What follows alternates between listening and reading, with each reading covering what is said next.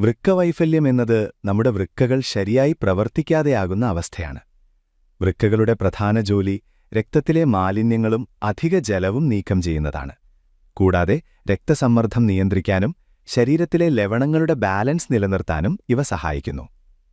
വൃക്കകൾ പെട്ടെന്ന് പ്രവർത്തനം നിർത്തുന്നത് ആക്യൂട്ട് വൃക്കവൈഫല്യമെന്നും പതുക്കെ വർഷങ്ങളായി പ്രവർത്തനം കുറഞ്ഞുപോകുന്നത് ക്രോണിക് വൃക്കവൈഫല്യമെന്നും വിളിക്കുന്നു.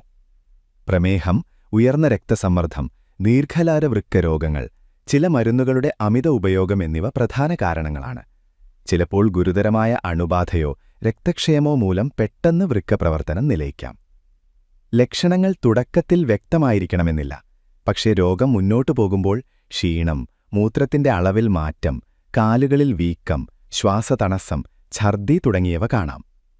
വൃക്കകൾ ശരിയായി പ്രവർത്തിക്കാത്തപ്പോൾ ശരീരത്തിൽ മാലിന്യങ്ങൾ കൂടും.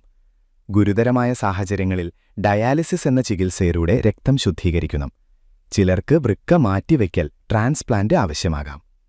വൃക്കകളെ സംരക്ഷിക്കാൻ ആരോഗ്യകരമായ ഭക്ഷണം, മതിയായ വെള്ളം കുടിക്കൽ, പ്രമേഹവും രക്തസമ്മർദ്ദവും നിയന്ത്രിക്കൽ, സ്വമേധയാ മരുന്നുകൾ ഉപയോഗിക്കാതിരിക്കുക എന്നിവ പ്രധാനമാണ്.